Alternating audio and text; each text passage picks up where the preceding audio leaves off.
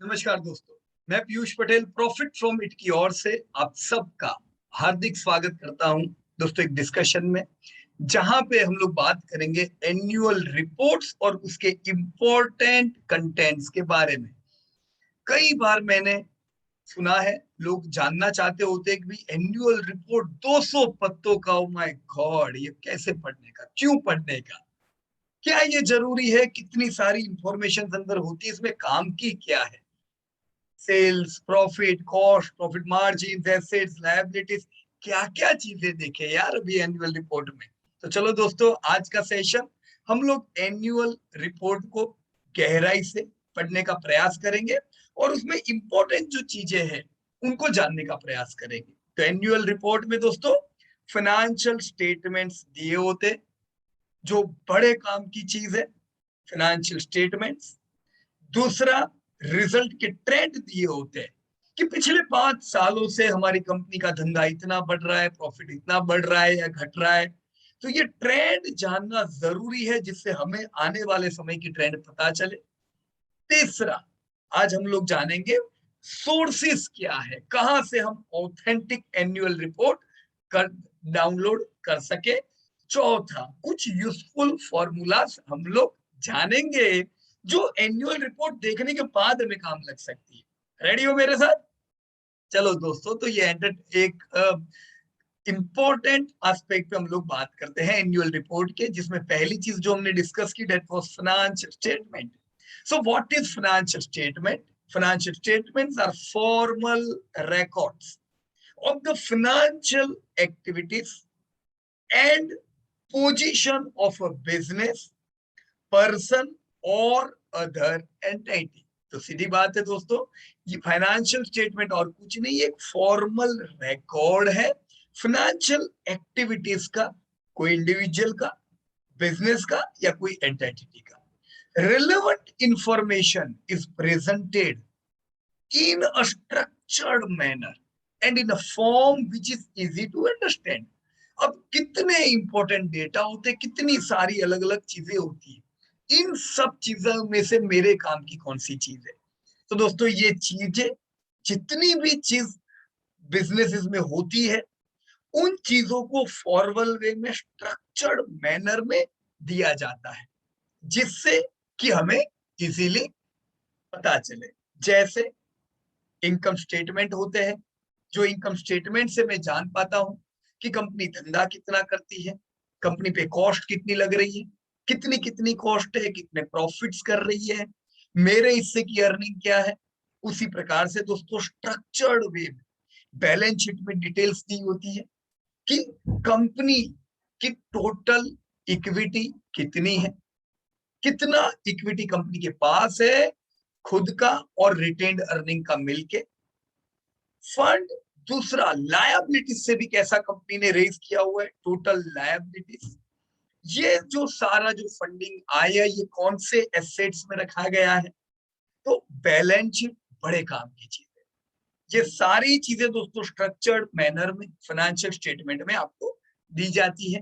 Cash flow statements होते हैं, जिससे हमें कंपनी का ओवरऑल कैश फ्लो पता चले। फाइनेंशियल रिजल्ट, फाइनेंशियल स्टेटमेंट्स के साथ दोस्तों, ये फाइनेंशियल स्टेटमेंट्स हमें कैसे मिलते हैं?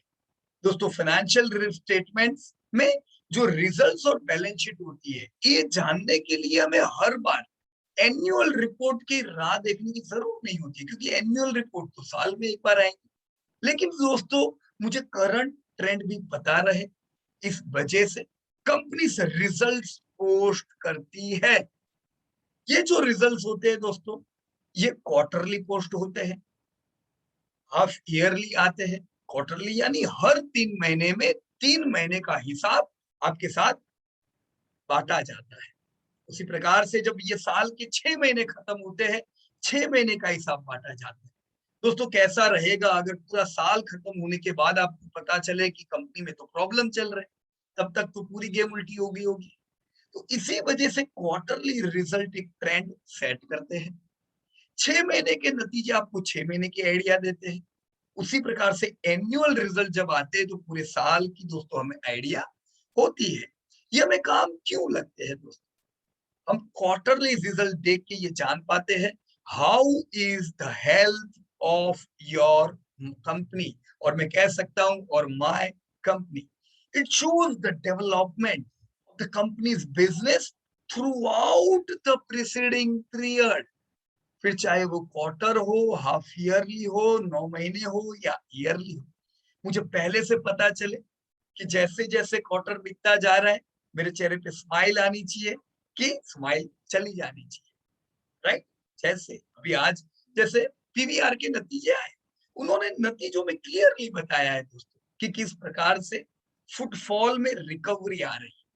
तो अब ये ना आए तो हमें तो पता ही नहीं चलेगा कि मल्टीप्लेक्स में रिकवरी आ रही है कि नहीं, क्योंकि बहुत ही ज्यादा अफेक्टेड सेक्टर था। तो हाईली अफेक्टेड होता है, हम डरे हुए होते हैं। पर जब हम देखते हैं नतीजे कि चलो फुटफॉल्स आ रहे, रिकवरी आ रही है, तो इससे कॉन्फिडेंस बढ़ता है। तो नतीजे ग्रेट है या एवरेज है, ये हम ये साल कैसा रहेगा, ये सारी चीजें हम नतीजों से दोस्तों जान सकते हैं। दोस्तों ये जो नतीजे होते हैं, रिजल्ट, या छूट होती है कुछ कंपनियों को, जैसे छोटी कंपनियां होती है, स्मॉल एंड मीडियम एंटरप्राइज हो गई, स्टार्टअप्स हो गए। तो अगर हम उनको बोलेंगे कि हर 3 महीने तुमको हिसाब देने का, तो उनके लिए ये थोड़ा मुश्किल है। ये थोड़ा मुश्किल क्यों है, इसके बारे में बाद में चर्चा करेंगे। ऐसा नहीं है कि वो छुपाना चाहते हैं, पर उनके लिए सही में ये थोड़े मुश्किल है, तो उनको यहाँ पे छूट दी जाती है। एसएमई कंपनी को कहा गया है कि आप हर 6 महीने में अपने रिजल्ट प्रस्तुत करो। तो उनके लिए एवरी क्वार्टर रिजल्ट देना जरूरी नहीं है। जैसे मैंने ये स्क्रीनशॉट दिया है, एक एसएमई कंपनी का स्क्रीनशॉट। देखो आप देख सकते हो मार्च महीने के नतीजे आए, उससे पहले सितंबर के आए थे, उससे पहले मार्च के थे। तो अब मार्च के बाद डायरेक्टली नतीजे कौन से आएंगे दोस्तों? ये 6 महीने के, यानी सितंबर के नतीजे अभी अक्टूबर में अपडेट हो जाएंगे। तो अब हम सितंबर देखेंगे, फिर सितंबर के बाद 3 महीने के नतीजे नहीं आएंगे, फिर सीधा मार्च में नतीजे आएंगे, राइट? तो छोटी कंपनियों को ये छूट दी जाती है कि आप 6 6 महीने नतीजे अपलोड करो। लेकिन बड़े जो प्लेयर है उनमें ये छूट नहीं होती है। बड़े प्लेयर से दोस्तों ये उम्मीद की जाती है कि भाई आपको तो हर क्वार्टर में हमें रिजल्ट डिस्क्लोज करना है, बताना है कि भी तो आपका क्या हाल है पिछले 3 महीने का। तो जैसे ये जो नतीजे है ये आपकी बड़ी कंपनी के है, रिलायंस के है, राइट? तो रिलायंस के पिछले साल के नतीजे आप देखोगे, हर क्वार्टर में एवरी क्वार्टर रिलायंस अपने नतीजे को पेश करता जा रहा है। जैसे अभी सितंबर के भी नतीजे आ चुके हैं, तो सितंबर के भी नतीजे इन्होंने पेश कर दिए। अब ये जो नतीजे है स्टैंड अलोन है, तो नीचे कंसोलिडेटेड डेटा भी दिए होंगे। तो आप जब कंसोलिडेटेड डेटा यानी इनकी सब्सिडरीज के सब मिलके टर्नओवर कितने दे रहा है ये देखोगे, तो आपको कंसोलिडेटेड में वो भी पता चल जाएगा, राइट? सेगमेंट भी दिए होते हैं दोस्तों, तो हम उम्मीद रखेंगे कि हमें पता रहे कि रिलायंस जो है इनके सेगमेंटल नतीजे कैसे आए। जियो क्या कर रहा है, रिलायंस रिटेल क्या कर रहा है, ऑयल में क्या हाल है, राइट? तो सेगमेंटल नतीजों के साथ डिटेल्ड नतीजों की उम्मीद हम अलग अलग कंपनी से रखेंगे। साथ में अगर आपकी कंपनी इंटरनेशनल बिजनेस ज्यादा करती है तो हम ये भी उम्मीद रखेंगे कि भी आप हमें ज्योग्राफिकल डेटा भी बताओ कि कौन सी ज्योग्राफी किससे कैसा आ रहा है। तो जैसी कंपनी वैसी डिटेल, पर बड़ी कंपनी से हम इन डेप्थ डिटेल की दोस्तों उम्मीद रखेंगे।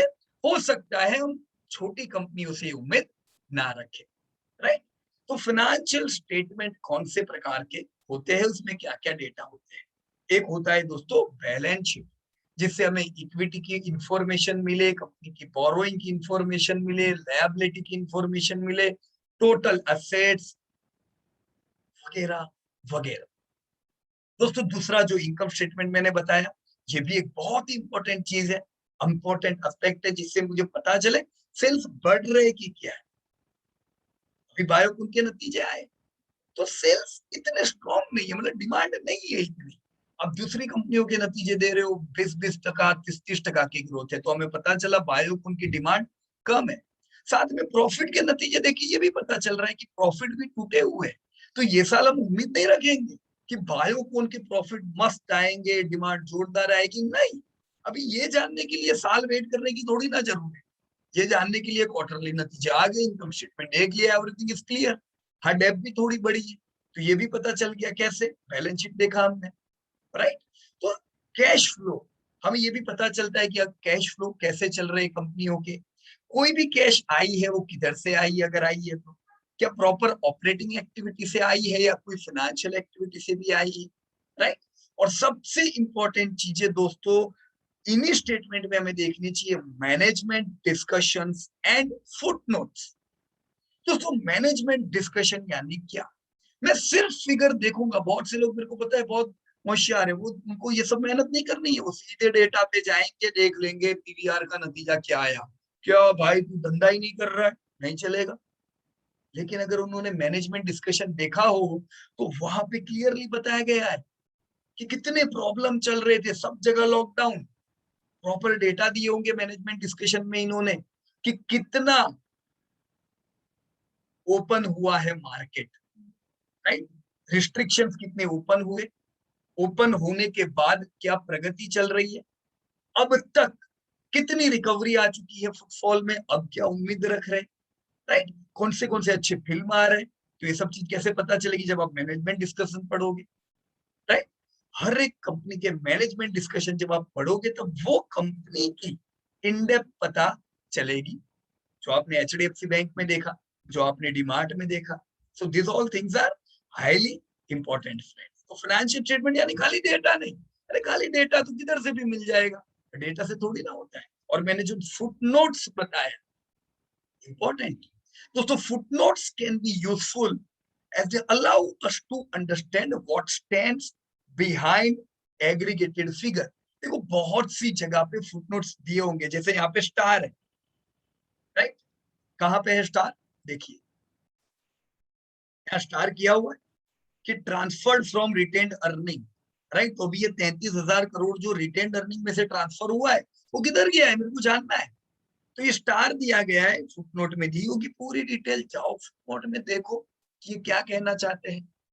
फुटनोट से हमें और दोस्तों आइडियाज आती है, हम अच्छी प्रकार से हम बैलेंस शीट को या स्टेटमेंट को पढ़ पाएंगे दोस्तों, राइट। सो ये थी सारी चीजें दोस्तों आपके फाइनेंशियल स्टेटमेंट की, राइट। हमने देखा एसएमई, हमने देखी बड़ी कंपनियां, हमने देखा फुटनोट्स, और यही चीज दोस्तों एनुअल रिपोर्ट, ये आपको हर बार पेश किए जाते हैं।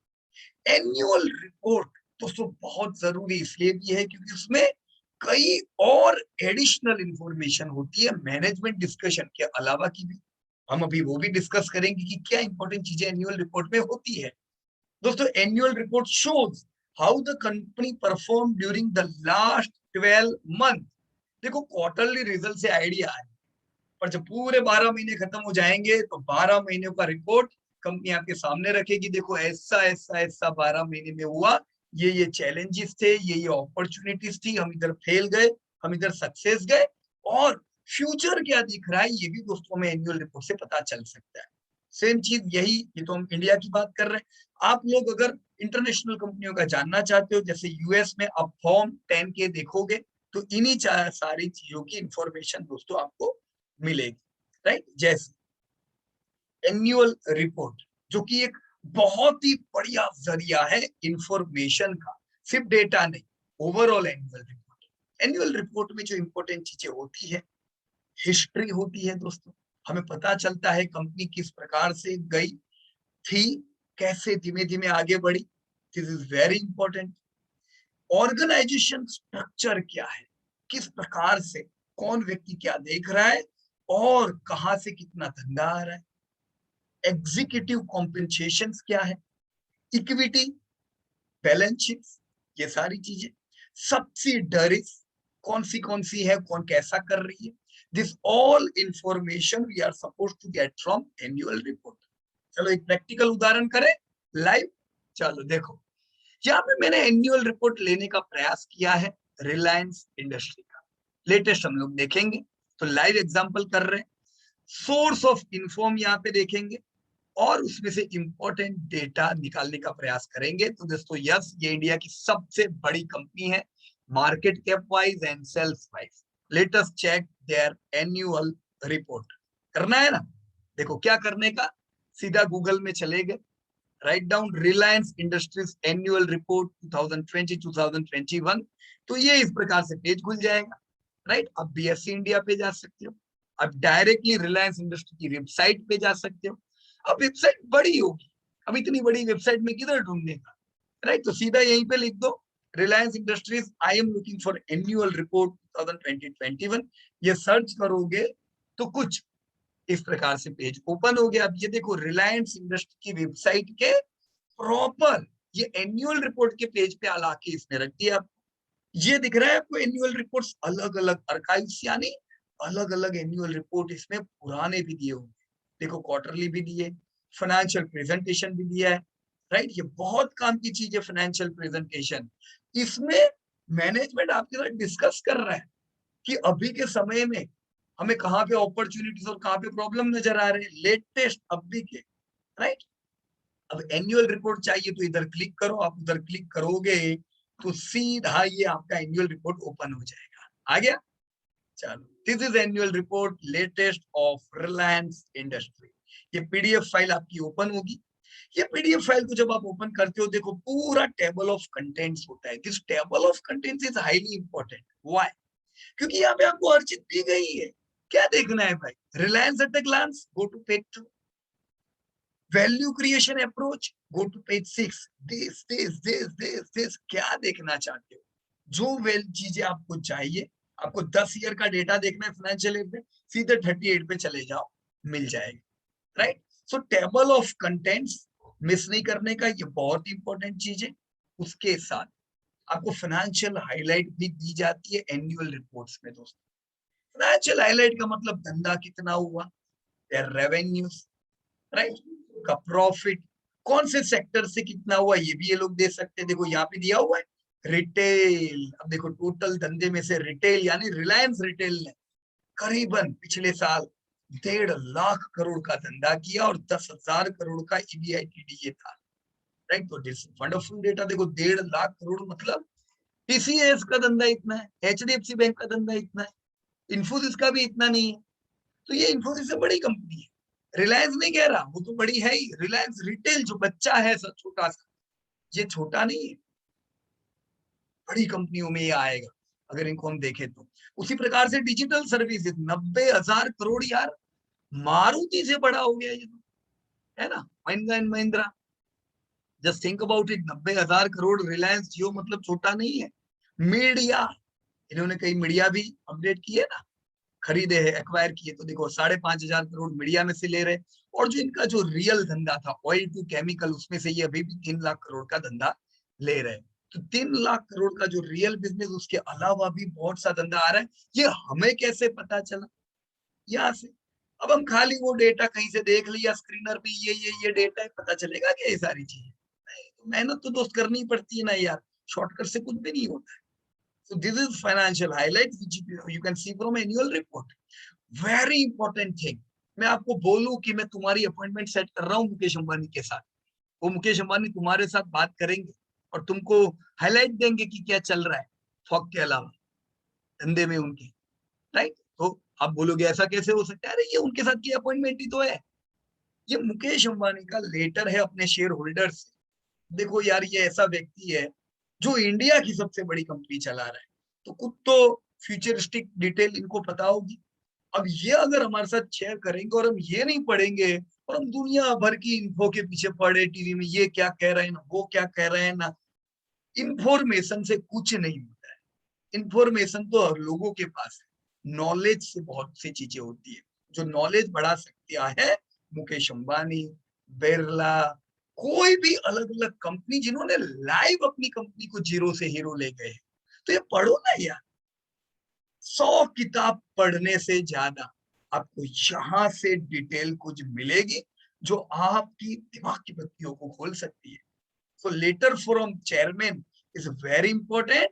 ये आपसे अपनी बातें शेयर करते कि इनको कहाँ पे कठिनाइयां आ रही, right. Financial highlights again extremely important. Segmental understanding, दोस्तों सेगमेंटल अंडरस्टैंडिंग भी दी गई होती है। जैसे रिलायंस रिटेल है, इसमें क्या क्या जगह पे क्या क्या चल रहा है, क्या एक्वायर किया, कहाँ पे क्या प्रॉब्लम आए, so this all things are important. अब बोलोगे ये तो रिलायंस का हो गया, मेरे को तो टेस्ला जानना है, मेरे को तो अमेजोन जानना है, मेरे को माइक्रोसॉफ्ट जानना है। जान सकते हैं, जाओ वापस वही अपने गूगल बाबा के पास, राइट। और गूगल बाबा में जाके हमने लिखा 10K report 2020 of Tesla, right. अब देखो चालू रिकॉर्डिंग में फोन आ गया है वाइफ का, तो उठाना ही पड़ेगा, तो आपको भी पता है। पॉज करने दो मेरे को वीडियो आपका। ओके, फोन रिसीव हो गया है, वाइफ का फोन कट नहीं करने का, बात कर लेने की, और देख भी लिया कि उसको क्या क्या मंगवाना है घर आते आते, राइट। तो देखो रिसर्च पे टाइम देना है ना, अगर रिसर्च पे टाइम देना है तो वहां भी टाइम देना पड़ेगा, बराबर है। चलो अभी वापस रिसर्च पे लग जाते हैं।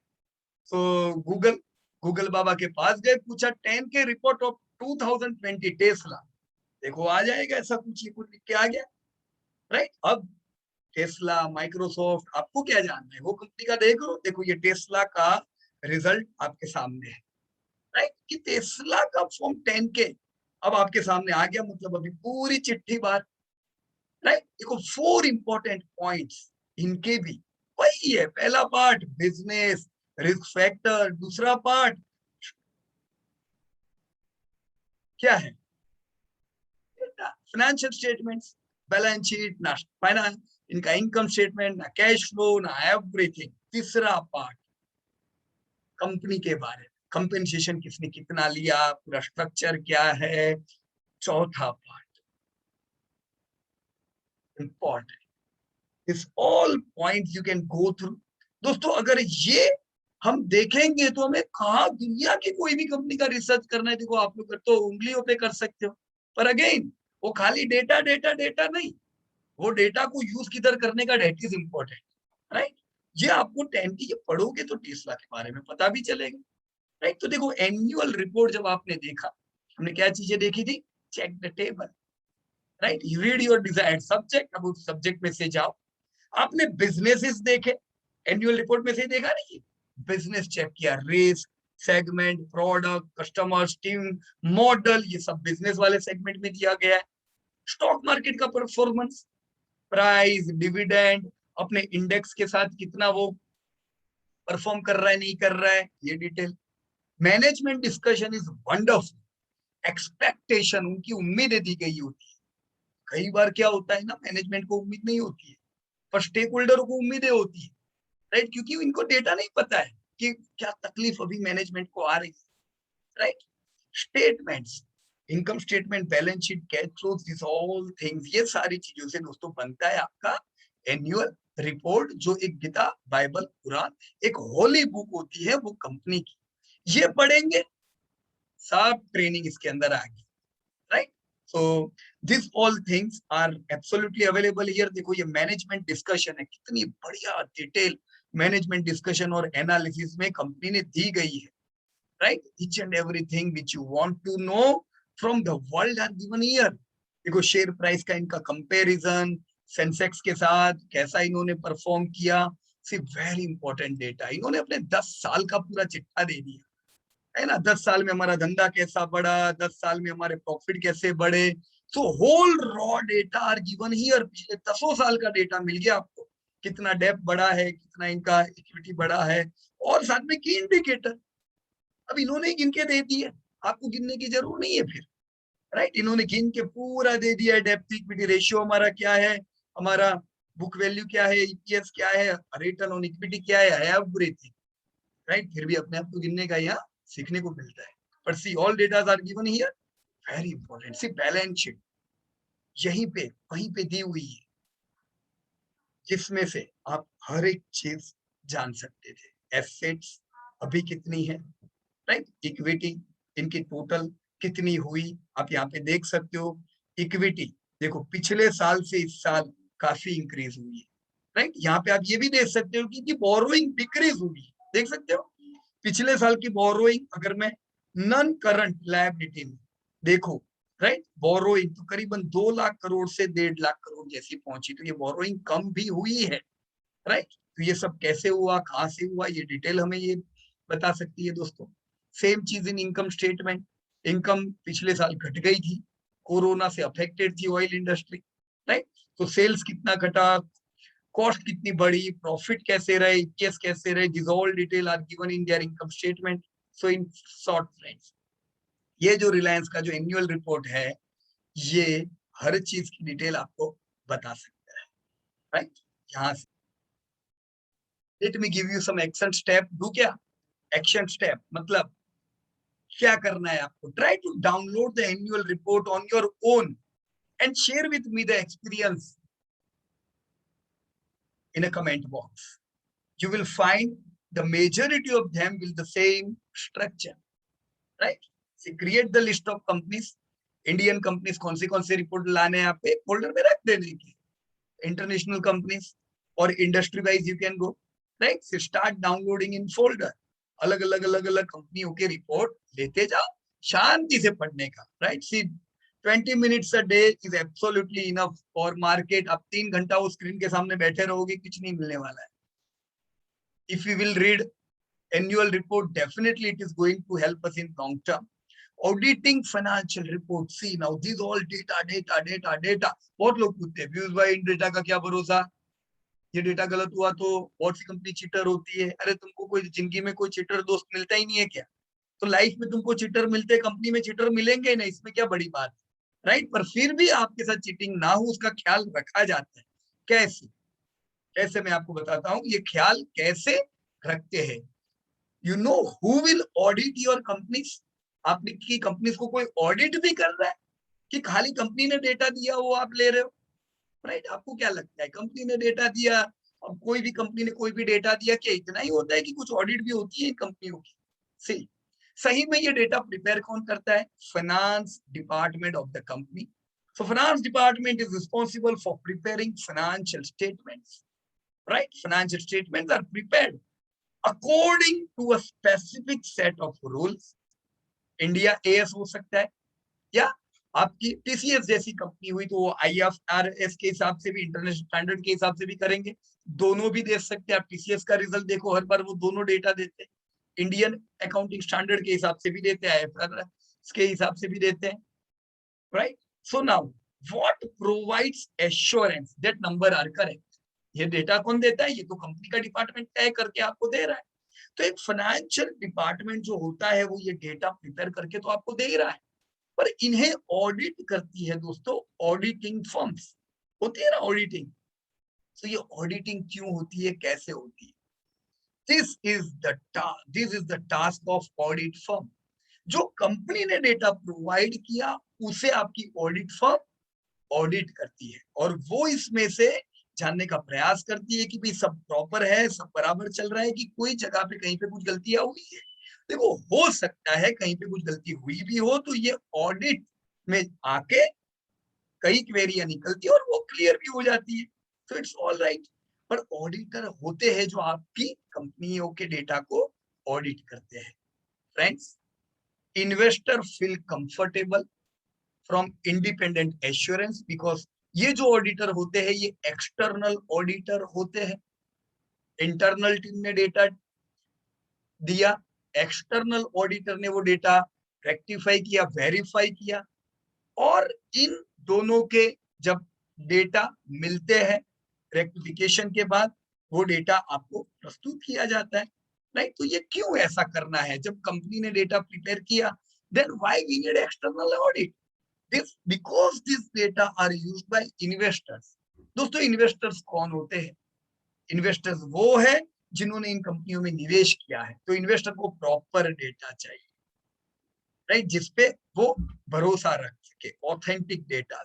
तो ये ऑथेंटिक डेटा जानने के लिए हम ऑडिटेड डेटा देखना पसंद करते हैं, क्योंकि बहुत से केस में the owners are not the one that they are managing the company. कई केसेस में ओनर्स खुद मैनेज नहीं कर रहे, तो उनको भी प्रॉपर डेटा चाहिए, स्टेक होल्डरों को भी प्रॉपर डेटा चाहिए।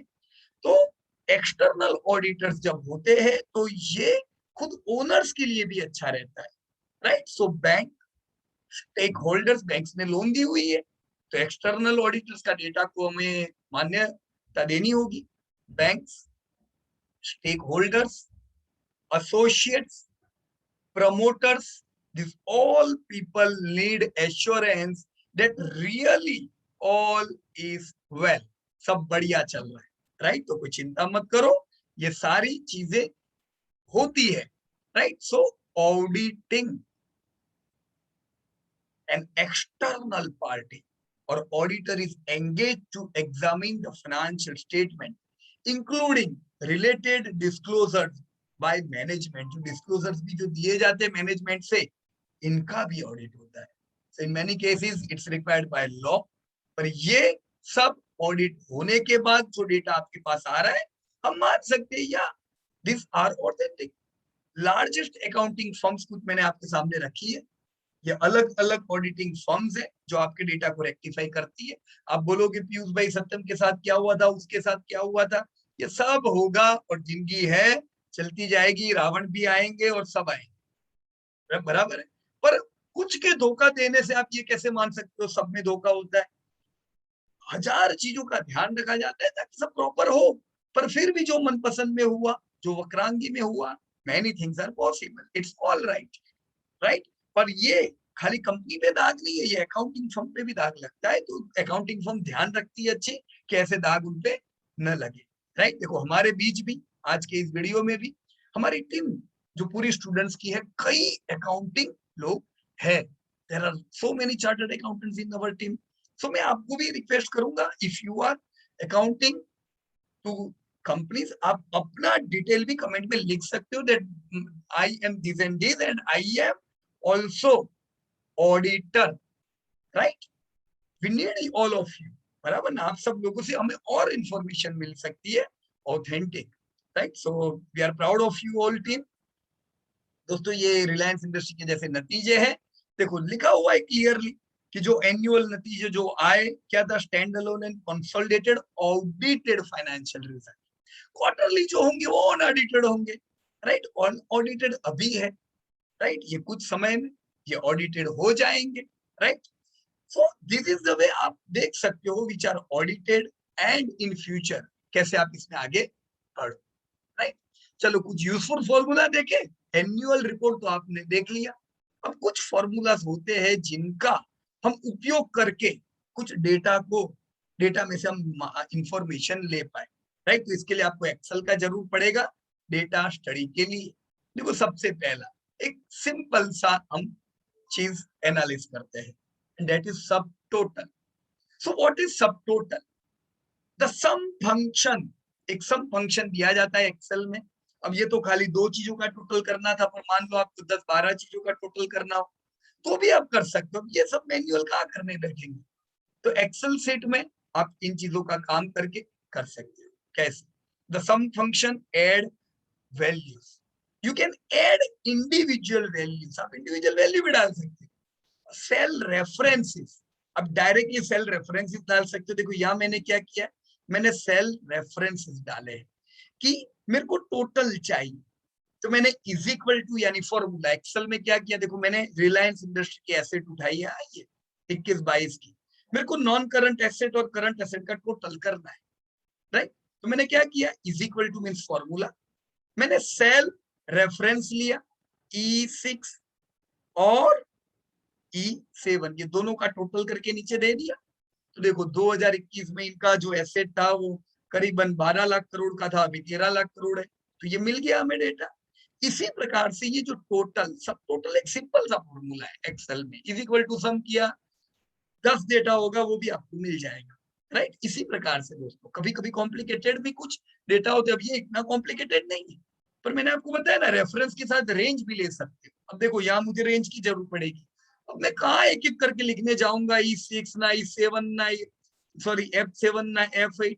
मैंने क्या किया, is equal to sum F6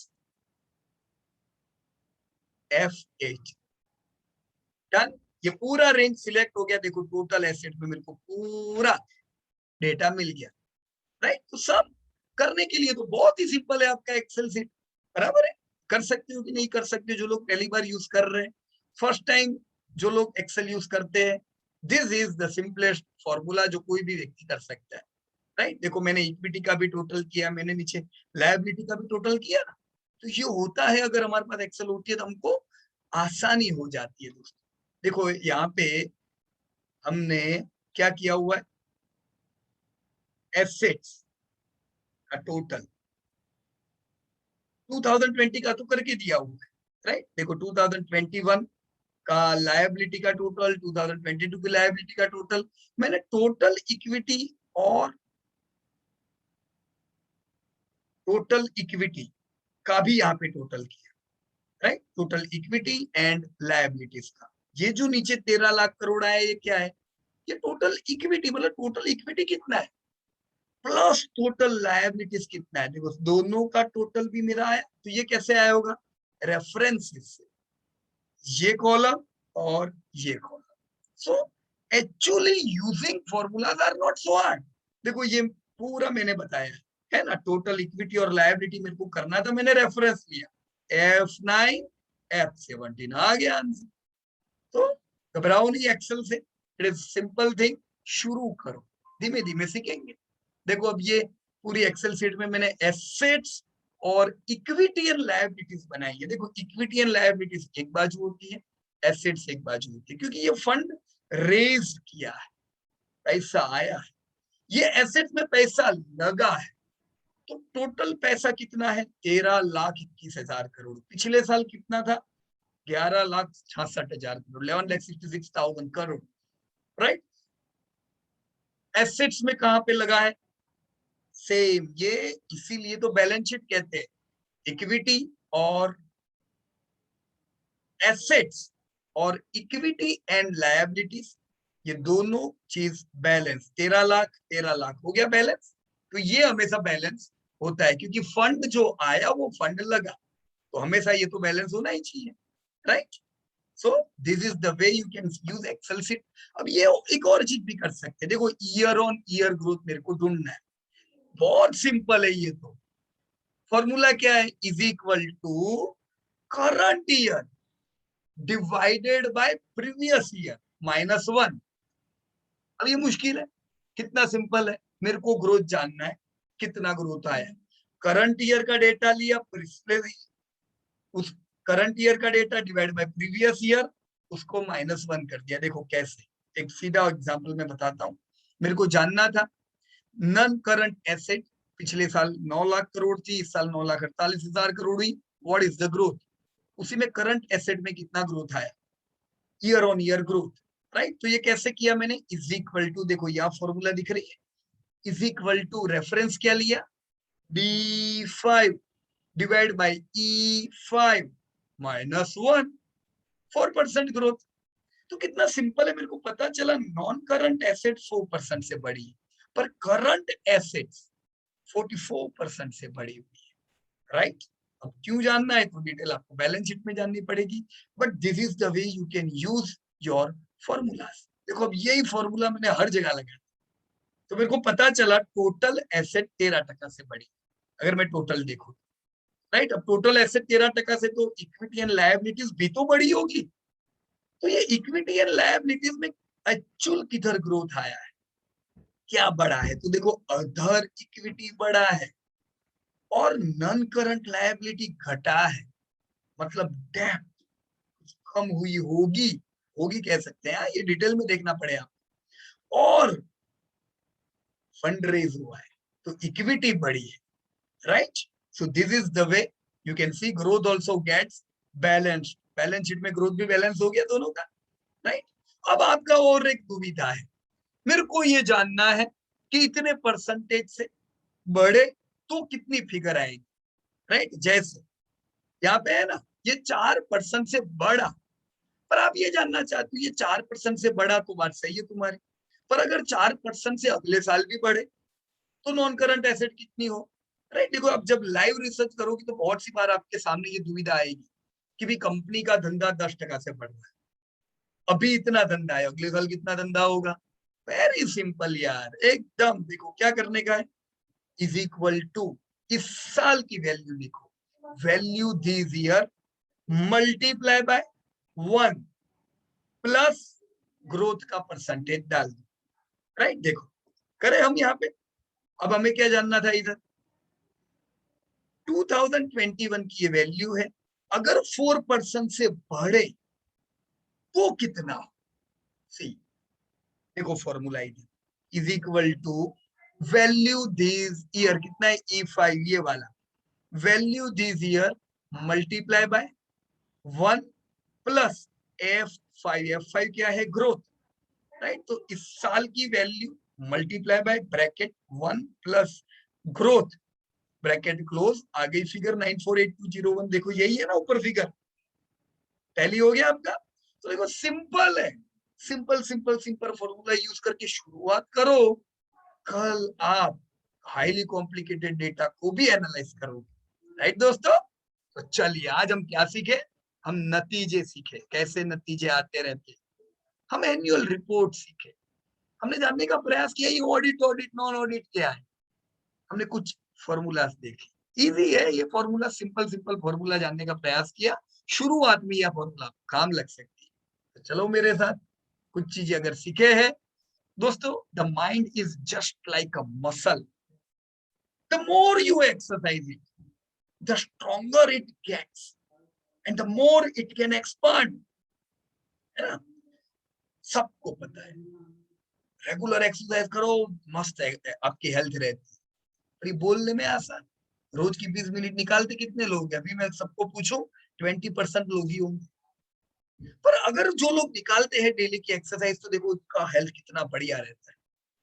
dieting same, same thing in knowledge, जितना हम हमारे मसल्स, दिमाग के मसल्स को एक्सरसाइज देंगे उतना माइंड एक्सपांड होता जाएगा, उतना सीखते जाएंगे हम लोग। सो लर्न एवरीडे दोस्तों, रोज सीखो प्रॉफिट फ्रॉम इट के साथ, हम सब लोग मिलके ही आगे बढ़ते जा रहे हैं। अगर पसंद आया हो डेटा सब्सक्राइब कीजिएगा, नोटिफाइड कीजिएगा, नहीं पसंद आया तो प्लीज सब्सक्राइब कीजिएगा। Thank you very much and best of luck to everyone. जय हिंद दोस्तों।